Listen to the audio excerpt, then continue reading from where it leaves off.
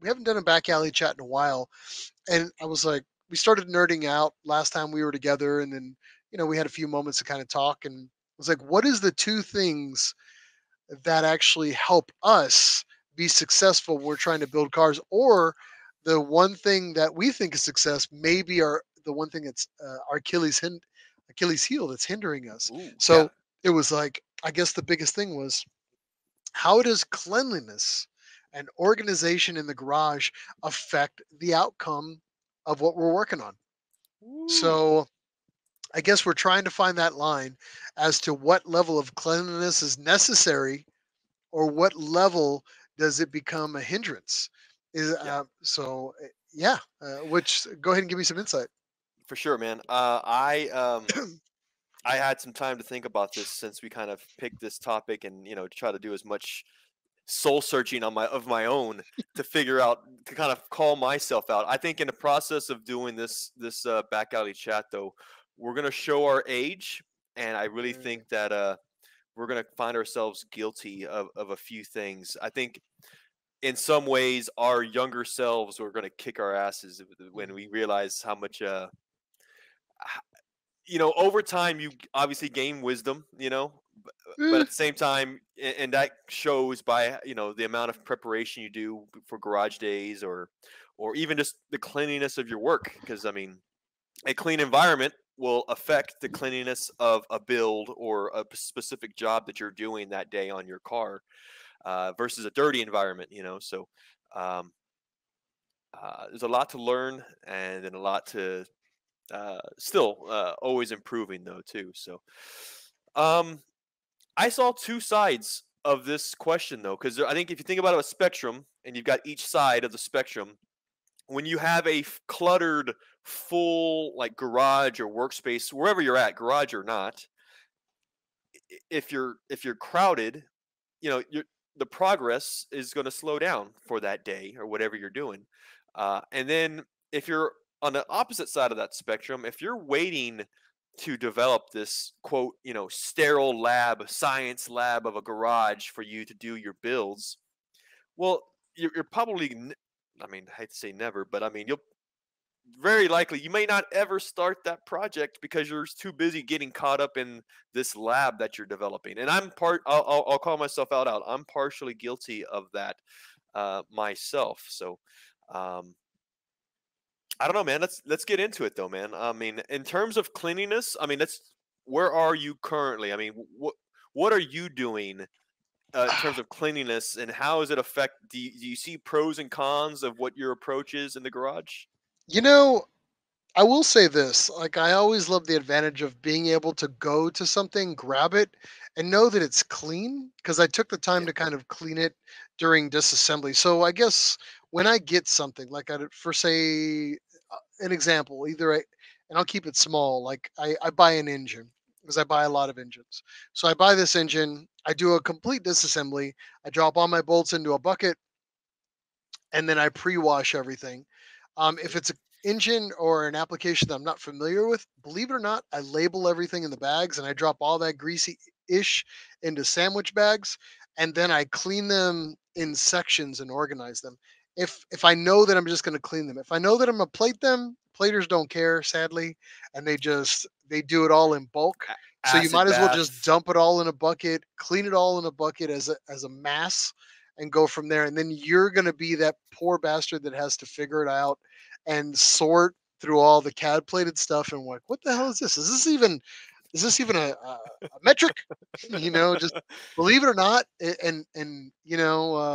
does come out like that. It just depends how you want to get. But if I'm working on, say, I'm working on like a project for you, or I'm working on somebody else's thing, I literally take everything apart and I bag everything. Now, I Mhm. also have a lot of scraps of cardboard. Okay. I'm a big like reclaim and recycle guy. So as I get like Amazon packages or eBay packages or anything in the mail, I take a lot of bags and I clean them out, like Ziploc bags, sealed bags. I try to recycle and repurpose old existing stuff, not anything that's sealed. And then I label a lot of stuff with Sharpie. So I have my stuff doesn't really cost me a lot of money as far as those purposes. So when I grab something, I know that I've got it there and it didn't really cost me anything. There's almost zero investment for me. It's just I took the time to kind of put all my bags in one big grab and then I Yeah. just kind of go out as I'm working. Ziploc bags, sandwich bags, I know it's like 3 Yeah. bucks for 50 or 100. Yeah. That saves me a lot, believe it or not. I keep a lot of boxes and like old existing boxes and I pancake them, like I collapse them. And Yeah. then when I'm doing a project and I need to put all that stuff together, I clean it to the best of my ability and then I dump it all in the box and then I say, hey, 4 projects, box one, box two, box three, or Mhm. one of four.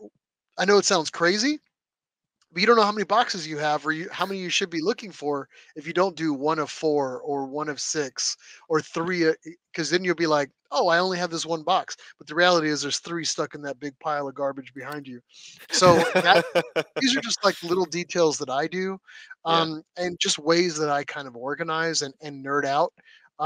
When I do plate everything, I actually put all my 10s, 12s, 14s, and bolts in shorts, longs. I nerd out and I Yeah. invest a little bit of money to make that happen.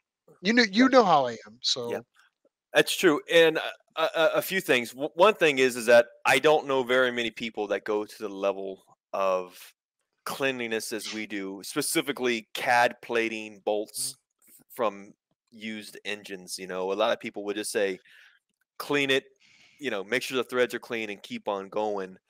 mhm, To go to the extent of having these things cleaned mhm. and then dipped to look like new again, I don't. I've spoken to a lot of people about that, and I get the eyebrow furl, like, what are you doing, like, type of thing. But that's just the level that we're at. I mean, that's just what we do. Mhm. It's not really making the car any better, but it it does, but it definitely makes the car look better, even though Yeah. it serves the same purpose whether it's plated Yeah, or not. I would say that. I mean, like again going back to like repurposing and reclaiming. Believe it or not, like those things, in my opinion, help me move faster. But let's talk about the flip side of that coin. Mhm. How much of that time am I spending cleaning up parts that are Yes. delaying me from finishing the damn project in the first place? That's where I'm guilty too, man. That's true. When you've got, and literally, I mean, I'm sure you can attest to this too, Miles. You might think, nuts and bolts are, oh, half a pound, very, very light. How much weight can you get? Serious, like, honestly, the last time I did CAD plating, I had 65 pounds worth of nuts and bolts and brackets that we had to clean. I literally cleaned each bolt individually. I had my hand on every bolt, and I'm like, Yeah, what the hell am I doing, I don't man? get that damn crazy. Like Yeah. I'm a big drop in solution kind of guy. Well, Like yeah, like I a do a lot of that. Like tumbler or well, I ultrasonic. do that. I do a sonic cleaner. So and we'll talk a little bit about what are my tips for success and what parts I use. But Mhm. let's talk a little again. Do those things delay? Well, yeah, I mean, you're spending money on parts and materials, but it's think Yeah. long-term investment. Can you use this for multiple applications? Yeah, you can clean crap around the house. You can repurpose tools. You can repurpose some other stuff. I use it a lot. Like this investment originally, I was like, oh man, I'm just buying it just for these bolts. What am I thinking? Or I'm just for these like brackets and parts. But I Hmm. find that once I had the cleaning materials, I was finding that I was like at the end of like, say, a brake job on the wife's car. I could literally take all my sockets and my wrenches and I just toss them in the solution. I hit the sonic cleaner for 3 minutes. I walk away and pull everything out, and it's like brand new. And I know that all the lubricity is back in these units because it's all done in one single shot. So Yeah. now I've cleaned my tools, I've lubricated them internally, got all the nasty grit that's going to kill, like, say, socket wrenches. That's the Hmm. killer of socket wrenches beyond, you know, over torque and, we'll talk it manhandling stuff to where you Yeah. break it. But I mean, that's my own stupidity or that I just push something too far. But I mean, Yeah. getting back to it, I felt that the investment that I put it into within reason, like we're talking Harbor Freight pricing and Amazon purchasing stuff, it's paid for itself tenfold over so far. Like Sonic Cleaner, your parts cleaner, by the way, that you recently bought Yeah. is I got my eye on one. I'm just like, man, it really That's does work, you know? yeah, yeah, yeah. Little you throw. They have a chemical cleaner and that again. It's like a 20-gallon tub with a little nozzle with a little pump, Mhm. and I combine that with a one of those tumblers Yeah, to with a little cutting media, cleaning media on the inside, and you put some of that cleaner in that tumbler as well. Parts yeah, come out super clean. So it's I think a key thing that might be like an asterisk in terms of cleanliness and progress is that if you're going to buy something or do something that contributes to the cleanliness in general, make sure you can try to automate it. Like again, like a tumbler, you turn it on and you yeah. walk away, and you can still do your other things. Yeah, the other Um, thing too is a little side benefit of cleaning your own stuff. If you are going to say, and I'll just throw this out, you're going to plate something or powder coat something. When you take something that's really greasy and funky over to a plater, believe me, they are going to charge you an upcharge mhm, for cleaning that damn thing. So when you take something to them that's clean or already ready to go, a lot of times my plating charges are pretty reasonable. They're very cost effective because if I've talked to platers before and I've done that. I had that as a side business. I would literally charge you damn near double for you mhm. bringing greasy crap to me, because that means I was going to have to spend an extra. I mean, you got to pay for my labor hours regardless.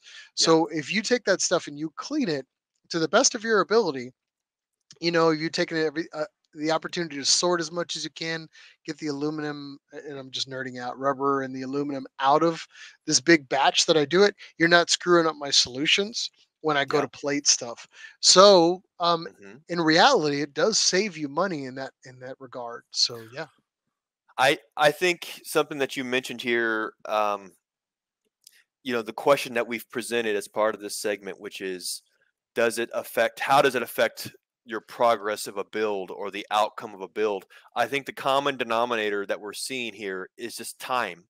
yeah, How much time does this cleanliness effort delay or extend the length of a project? mhm, Something, and this is just something I've actually been doing personally over maybe the last, honestly, it hasn't been very long. Something new that I've been doing for myself because life can just be so busy in the first place, much less getting time in the garage. And then mhm. when you're there, you might only get a few hours, and then all of a sudden you're spending half the day cleaning and not doing the actual Uh-oh, job that you're Mike wanting to froze do. up on me. Oh no! Can you hear But me? Yeah, yeah, I can hear you now. Go ahead. sorry. What I was saying though is that we only have so much limited time in the garage because life is very hectic. Mhm. And then when we finally get in the garage, it may only be a few hours. And then when we start getting into cleanliness, we don't want to get caught spending half our time, overall time in the garage Mhm. trying to clean things. So one of the things I've learned and I've been doing most recently is set a time limit. And you say, "Hey, all right, I'm going to clean, but it's only going to be for X number of minutes. And whatever I don't get done, I don't get done." And it actually forces you to prioritize the little things that you're going to do. Like Yeah, what's more important, a clean floor or, polishing this socket. You're going to prioritize what comes has the yeah. greatest effect, I think is again, we're really nerding out on cleanliness, Yeah, but no, that's I, something that I I've I'd done. agree because if you come to our garages, I mean, one thing about me is, yeah, you have to spend a lot of time up front. Like honestly, I get an engine. I'm usually tearing it down one night. I'm pretty much spending the next day cleaning for about 4 hours. I know it sounds crazy on an engine, but I prepped everything for either what I'm going to do. So if I'm going to get it out to plate because I want it to be really pretty, then I know that it's all prepped and ready to go. Like, say, for instance, if you're one of those guys where you're not really going to plate everything and you just want to clean it to the best of your ability because you want to throw it all together, a little cleaning everything up front, believe it or not, when you go to throw everything back together, it makes for a really clean install. I'm just I'm a firm believer in that. So again, I mean, it's all about balance. And I always say, if you can. it's a lot easier to jump into a project and put in an hour cleaning parts than it is to like say, oh, I got to drop this engine in. That's not a 1 hour job. You're going to have to dedicate at least a few hours because you're going to want to check everything, prep everything, get it installed accurately. Or sometimes those you want to drop it in with, say, a tranny and an engine installed all together. Mhm. Some of these, they have their ways that you kind of want to get that done. But I Yeah. will say, when you go to assemble something, it's kind of nice that you can just grab it versus, Yeah. hey, and I'll put this in a different perspective. Say, for instance, hopefully we've all been there, and you're going to go help out a buddy with their project, and you walk into their house, and they're like, "Hey, bro, where are these transmission bolts?" Or, Yeah. "Hey, friend," and you go and it's like, oh, it's the Home Depot bucket that's over there in the corner, and it's this high, and you're dumping it Yes. out on the floor, and you're just like taking Yes. whatever to plug in there. Been If there. you and believe it or not, how much time is that going to set you back digging like a monkey on A bit like ticks on a lice back. ticks on the back of another monkey? Like like I've spent more time doing that crap, and that's more annoying to me, and that's the stuff that like hurts my back and my knees. I'm not trying to say I'm old, but I'm just like, I'm spending time doing that garbage, when if I just cleaned everything, organized everything, when I go to assemble stuff, I can put the transmission in, you know, 10 minutes Yeah. versus, hey, this took me 45 minutes, and there's the annoyance factor of, and the other thing is you didn't get the right damn bolt. Now you're like, well, where's this other bolt? Cause now I didn't put the right bolt in there. And then you're running a longer bolt or a shorter bolt. And then you find out later on that you screwed something up. You stripped a thread or you bottomed it out, and now Yep. You that can. part's not locked into each other. It's got play in it, and that's a Yep. nightmare. People do that all the time with starters. Like, they don't get the right bolts, Yeah. and then next thing you know, the starter's dancing, and you screwed up a flywheel or you ate the tooth on a starter. I'm just giving examples It's here, true. but if you don't use the right stuff and you don't at least get your right fitments, you're going to run Yeah. into issues. So I'm not nerding out. I'm nerding out too much, but yeah. One of the things too, and I wanted to, and Miles, I know you know this about me, but others might not, which Mm. is it's I'll say, for lack of a better word, I'm cursed when it comes to cleanliness because, Yeah. well, no, because I'm clean, but that's the curse. I'm over clean, and I think two reasons why that is because my degree is in manufacturing engineering, and it has to do with efficiency and the things that you do. For example, you mentioned, right, one of the rules that we were taught was if you can't access a tool, or in this case, a tool or a part within 30 seconds, there's a problem. And under 30 seconds, there's a problem. Yeah. So, right, that comes to that cleanliness and sorting and organization. That's one of the things that gets me. And also, yeah, with uh, we've both done OSHA training. When it comes to safety, cleanliness. If you can, if you don't have a clear path trying to get somewhere, you're asking for trouble too. Nothing feels worse than you injuring a buddy because you didn't take the time to clean up your spot. Like, honestly, like, I've seen people fall on, like, say, like, coated floors, and you had Mm, something clear and you just didn't take the time to clean something up. Oh, dude, I've seen people bust their tails, and yeah. you don't want to be that guy. Like, you know what I mean? Like, just cleaning up everything, or even seeing your buddy like get in his car to drive home after helping you out for 6 or 8 hours, and their forearms are covered in grease and everything Hmm. excessively because you didn't take the time to clean anything. Yeah, you feel bad. You feel like a jerk. Yeah. So, I'm just like one of those guys. So let's talk about. I think we've kind of proven the point that, and I think we're both on the same page that it's about balance at this point. Hmm. Find the balance and put things in perspective. Just make sure you're justifying your costs before you go out and spend these crazy amounts of money. You really don't need to. There are a Yeah. lot of cost effective ways to kind of get stuff done and how to clean. Keep Um it basic. yeah, yeah. Is there you want to kind of go into some tips and tricks about what we do to kind of clean, Um, or what's your as cleaning regimen? my cleaning regiment typically is it's always Well, two things. One is, of course, a garage. So I'm fortunate to have a garage, and not a garage in theory can be used for anything. Some people have a gym off to the side, or they put their lawn equipment in there with their car and their tools. One thing is I try my best to keep the garage purely automotive, just so that there's nothing else in the way. Um, for example, how many times have you gone in somebody's garage and they've got a lawnmower in the way and weedy, it's a hassle. So I try to keep things focused. What's in my essentially work, my lab, in other words.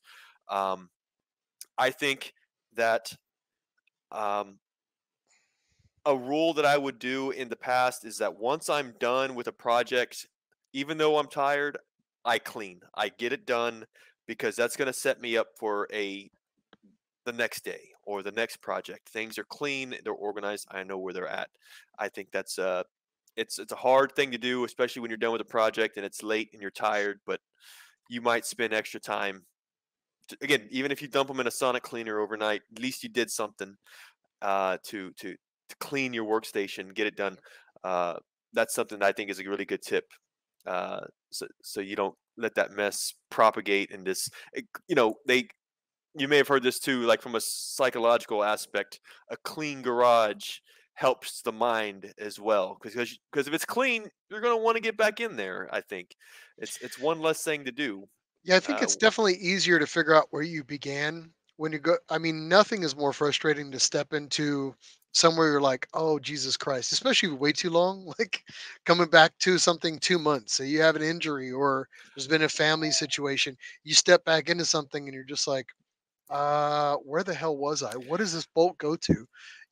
But if you've taken yes. the time to organize it and have sacrificial like lunch bags and Ziploc bags, believe it or not, it helps a lot. Yep. So I don't I know. Just actually my wrote two that cents. down as we've been talking, which was So yeah, don't rely on yourself to commit things to you memory because don't. you're gonna forget. You're gonna forget. Yeah, don't do that. So let's Write it see out. here. What is my cleaning regimen? So tear down is what I like to call it. Hmm. Tear down, I clean. I pretty much take everything and I break everything separately into bolts. I kind of just Hmm. sadly I kind of just take all those as I'm going. If it's something I'm not familiar with, believe it or not, this day and age, you've got a way to organize and label yourself, your phone. So go through it.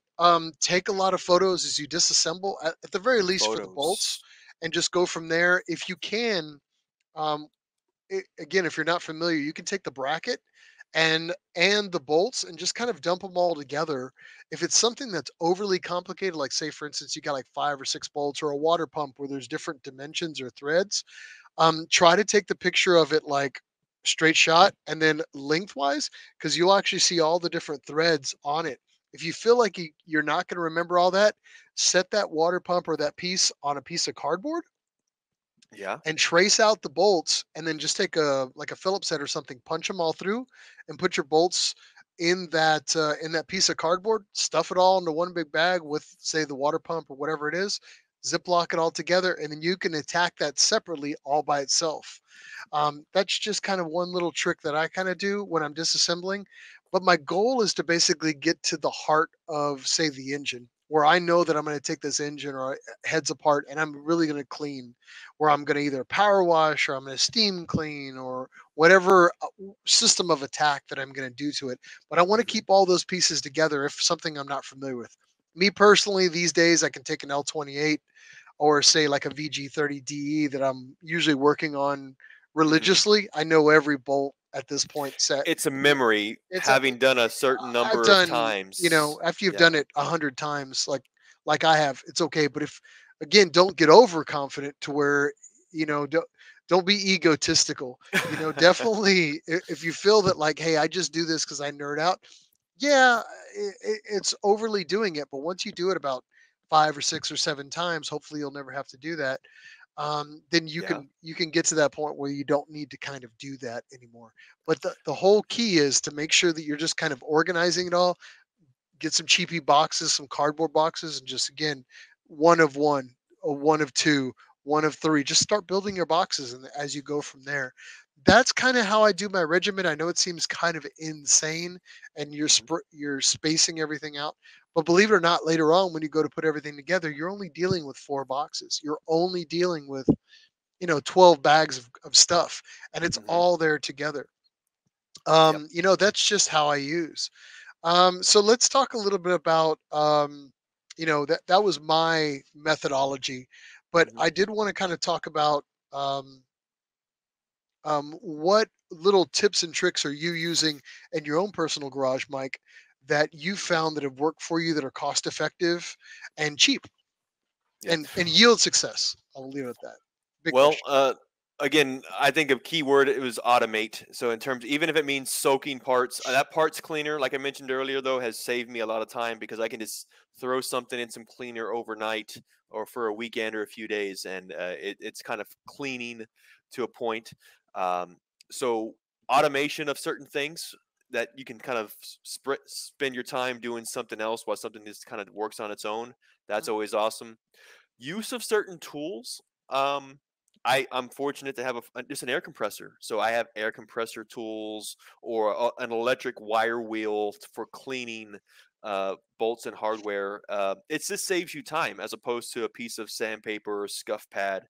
So within reason, if a particular tool isn't too expensive, hey, maybe grab it. Even you know, if you can find a deal on a used one, whatever it may be, save yourself some time, save yourself some money, and you can get out there and it'll contribute to not only a clean build, but again, when you get into the actual project or the cleanliness of your garage, it'll help out a lot. I think that um, you mentioned cardboard. I have that cardboard, that corner of the room that has this folded boxes, cardboard and all. Um, if not to be used for organizing, at the very least, it can soak up some oil. If you're doing a job that's messy, lay it down or some sort of other material that will soak up the oil and mhm. things like that too, because that and funnels and drain pans are probably another thing. Yeah, just try to collect as much as you can because it's about prevention. If you can collect that stuff as it's falling, that's one less step in time that you have to spend trying to clean it up later. Sure, sure. Hmm. Let me see here. For me, I would say again, Ziploc bags, believe it or not, you're in your grocery store, they're always on sale because some full Hmm. open them up and they're like 99 cents for like 50. I buy those. And 49 then for 49 of them. 49 Just for 49 of them. someone stole a Ziploc. Someone stole one, and now Yeah. it's reduced down because it's an open bag and it looks like garbage. Believe it or not, I buy those. I'm always looking for weird stuff like that. I'm always looking for cheap gloves. I'm always looking for cheap bags, and I believe it or not, I have like a what I call a crash cart that I bought for like $40, Hmm. and in my crash cart there's a whole like bunch of Ziploc bags, big quarts, the ones you can put a whole chicken in. Then I've got the Yeah. little mini sandwich bags. I mean, collectively, I probably got, you know, 8, 10 bucks tied up in it.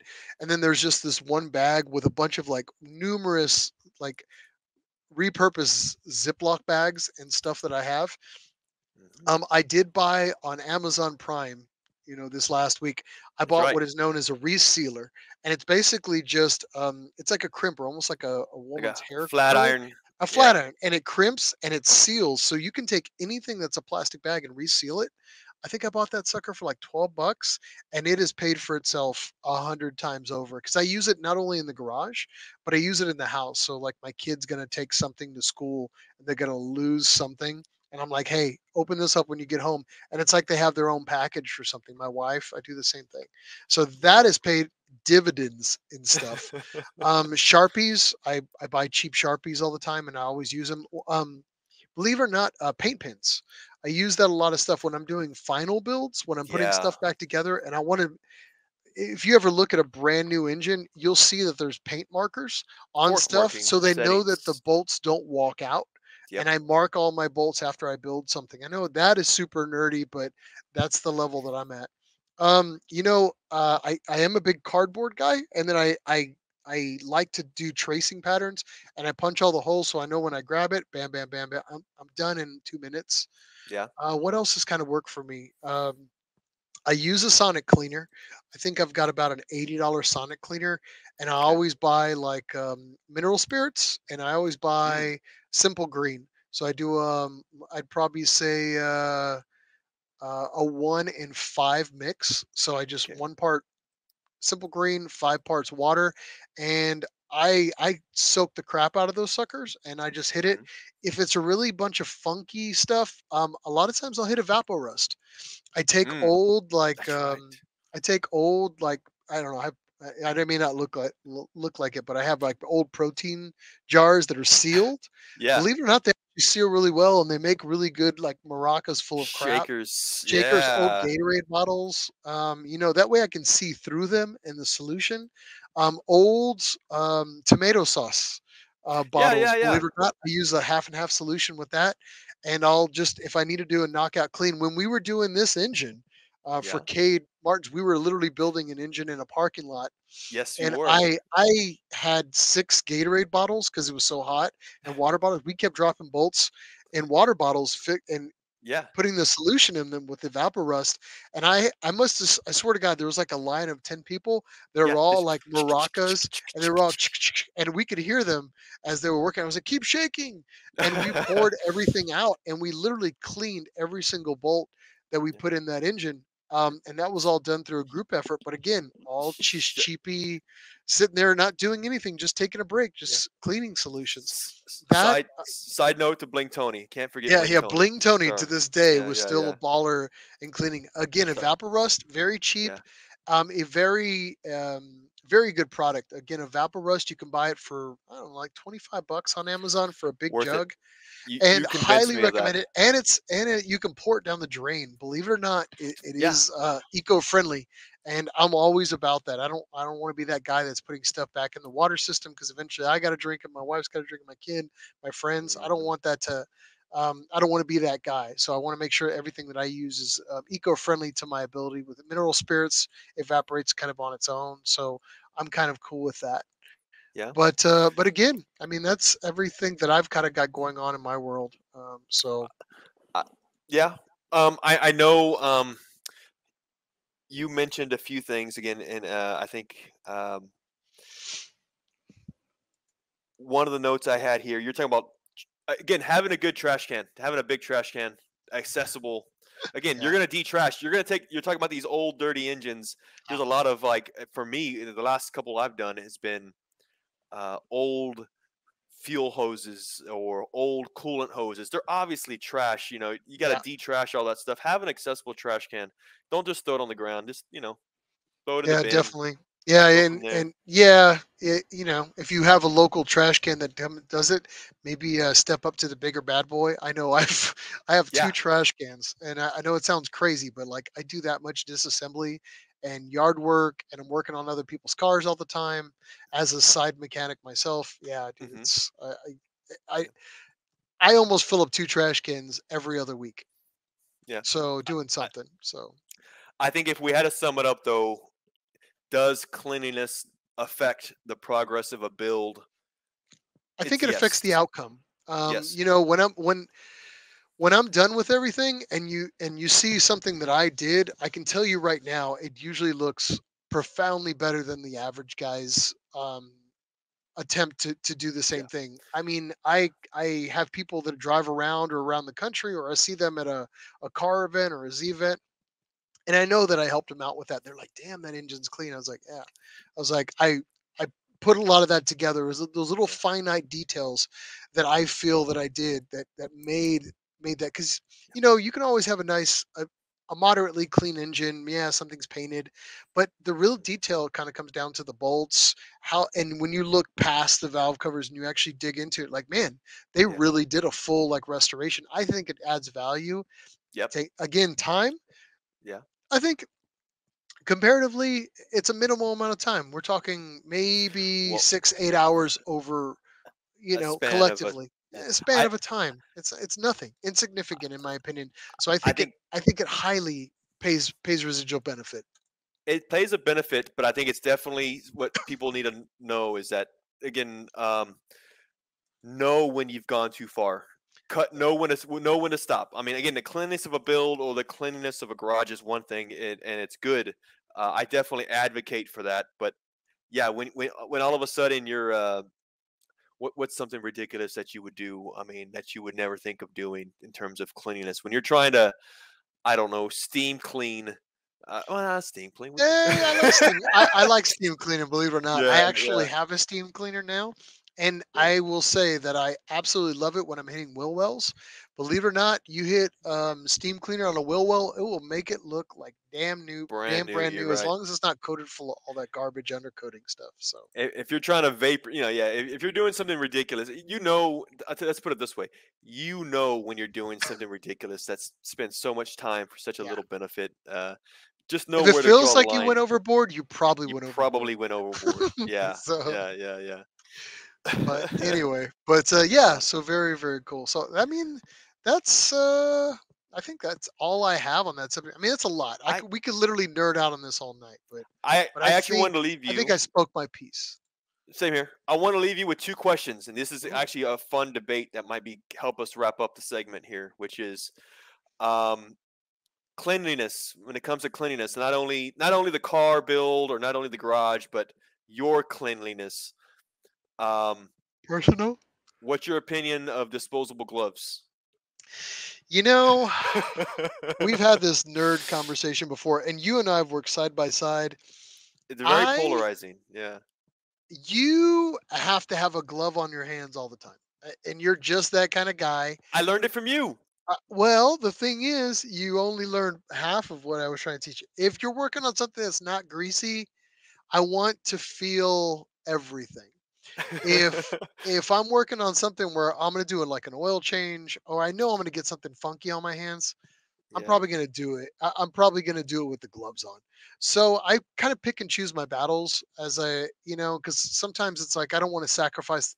I know it sounds, maybe tight, hmm a tight butt, but I don't always sacrifice my gloves all the time. okay, But I will say on the other side, man, I do this where I'm like I make a point for myself and then I kick myself. But I will say this, that like a lot of times when I didn't have that glove on, I'll nick myself, yeah, or I'll get, I'm like, oh, I'll just get it. And then I stick my hand there and I'm like covered in grease. I'm like, son of a, if I'd only God, worn the gloves. yeah. So maybe your lifestyle of wearing a glove before you go to sleep, um, is something a little more. No, I'm just kidding. But wearing gloves all the time when you're about to touch something, I can respect that. Yeah, I'm not gonna put my nose up at it other than joking around. But I yeah, will say that I don't do it as frequently as I probably should. Maybe yeah, I need to be better at that. yeah, But I will say that I do it when on the really greasy stuff. As you can see, we yeah, were pulling an engine here. I was yeah. disgusted by it. I don't have gloves on. Yeah, My and that's the reason why I asked too, because half my family are mechanics and technicians and stuff, and it's a polarizing thing. Because yes, I do use gloves. That's something I actually learned, with you. But I know when I was younger, nah, just get your hands dirty. You get yeah. some soap and a brush, and you're fine. But I just know that it is convenient, especially if you're like walking in for something, or you have the phone. Someone calls you and it's important. You can just take that phone off, take that glove off, and now all of a sudden you can touch your phone and answer the phone on time. That's an example. So it is polarizing though. My family, some of them are just like, they laugh at the idea. One last question though, which is when it comes to rags, are you a fan of disposable rags or those ones that you wash again, the red rags that are a dime a dozen as well? I'm not a big red rags guy because I got to find after that, at the end of the day, it's like you're either doing one of two things with those. You're either tossing them. So it's Yeah. not really a cost effective solution in my mind if you're tossing those, or you're washing them. Either you've Yeah. got a dedicated washer for those because there's so much funkiness coming off of those Yes. things. Yes. And the other thing too, they don't teach you about those is they die. They dye anything that you have. So if you put, Yes. say, you have a bunch of shop shirts, which I do, I have sacrificial shirts. Like if you gave me Me a too. really bad shirt at Christmas, chances are it becomes a garage shirt, and I cut the sleeves off of it, and that becomes the garage shirt. All But right, if you put a Thunderhawks. bunch of Yeah. red rags in with your shop shirts, guess what? Now they're all pink. I Yeah. know it sounds weird, but I have a lot of shop shirts that are now pink because I try to do that. So these days, I ditched the full red rag, and I really just kind of have shop towels. Yeah. And shop towels, sadly I go with the Brawnies 9 times out of 10. If it's something Yeah. I'm reassembling, I'll use the blue because I don't want the lint, but it's got to be like super. I mean, we're talking like I'm putting pistons together with rings. I won't Yeah. use white towel. I'll use the blue. Yeah. But other than that, everything else is going to be straight Yeah. Brawnies all the way Yeah. around. So yeah, I was in the beginning, as I was younger, I would collect the red rags, and yeah, the problem was just like you mentioned, cleaning them, because not only are they dirty as hell, but yeah, just like you mentioned, that stuff's I in your did washer forever. I'm I telling you. only did it once, and to me it was funny, but looking back, I went to the local laundromat, man. I You just threw bastard. them all in there, You dude. I bastard. it's not my problem, man. I just throw in 75 cents, but I only Next did it guy is once. like, "Oh, I really got that. I get that job interview That tomorrow. tuxedo. I hope that he's got that white tuxedo." And next day he's going for that job interview with a full pink outfit. Maybe I don't know, Yeah, half pink yeah. outfit. But I felt bad, and I yeah, never you're a did it real again. I've piece. only done it. You're a I've only real done it piece. once. Otherwise, they've been in Yeah, the trash now. That's why I use the blue rags to this date now. yeah. It's because it's just So if you're simple that guy clean who up. had an interview and you had to wear a pink polo because of Mike, they're like, "All right." So Yeah, yeah, yeah, yeah. it was Mike that did that to you. So yeah, all right. So that's everything we've got for back alley chat. Again, hope you learned something, or maybe you found out some of our quirks if you ever churn wrenches with us in a parking lot somewhere. But maybe some of that helped you. We hope it did.